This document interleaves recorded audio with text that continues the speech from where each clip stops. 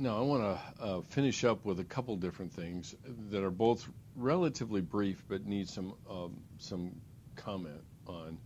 Uh, the first one is when you're considering a therapist or considering what dimensions do come into play in psychotherapy itself. I think these three elements are the one of the keys, are all part of the keys of a good therapy experience. One is essentially the culture in which counseling occurs and having somebody who shares our culture.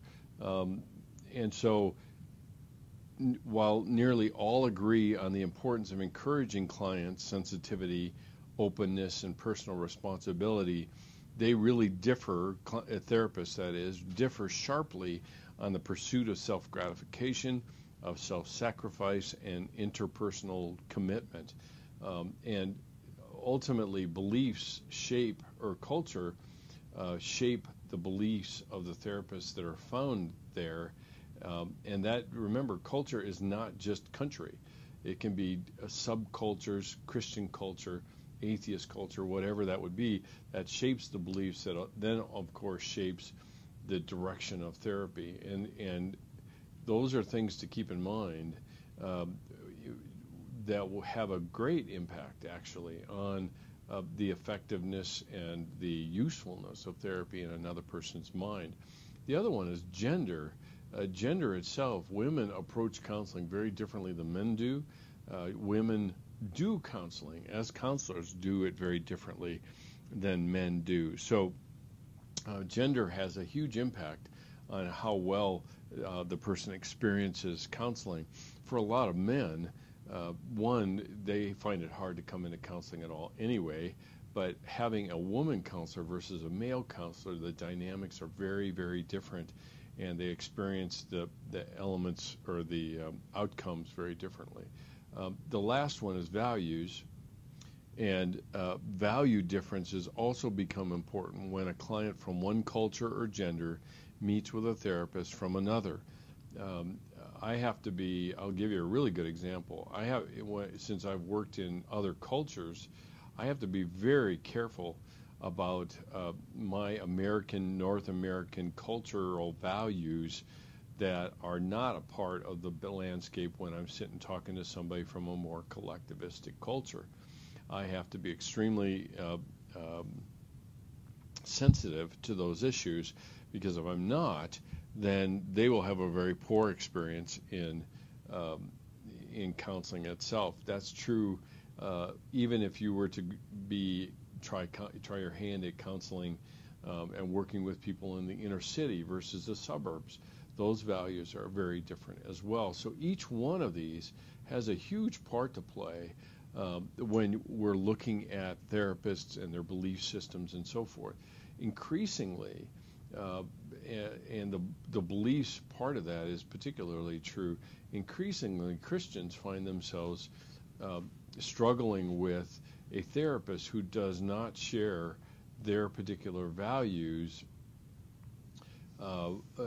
in regards to a variety of issues, whether it's fidelity in marriage, or whether it's the sanctity of marriage, or the issue of divorce would be another one. And these beliefs have a huge impact on how counseling actually goes. I have been in the past, I've made it very clear to couples who come in and see me to say, look, I want you to know that I'm here to help you save your marriage. If you're here to get a divorce, then I'm happy to refer you, but I'm not going to help you get a divorce under certain circumstances. That's not across the board, but that certainly is part of it. The other thing to keep in mind, and the other key component, obviously, with psych disorders, is how do we go about preventing them?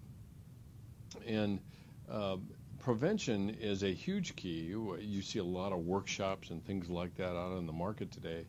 But the one consistent characteristic that we are seeking essentially to develop in people is what we refer to as resilience. Resilience. And resilience is an extremely complex uh, term that essentially involves lifestyle, it involves physiology, it involves good mental health, physiology, good mental health. It includes a social support network that is also key.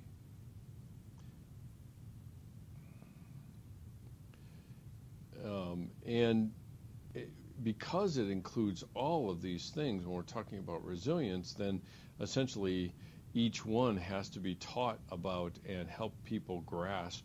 I've had many missionaries that really have great lifestyles, very disciplined and et cetera, but they don't do very good on the mental health area.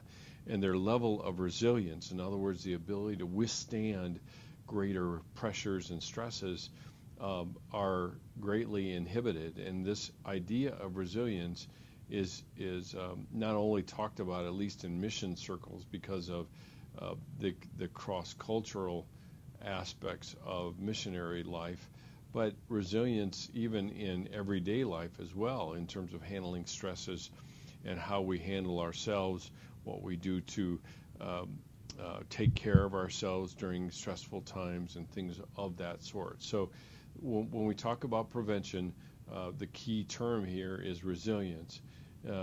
The other elements in evaluating psychotherapy is really the strength and power of gendered and values and culture and the cultural beliefs that bleed their way into counseling. It used to be said that that counselors could do value-free counseling, but we have at least come to our senses enough to understand that that's simply impossible.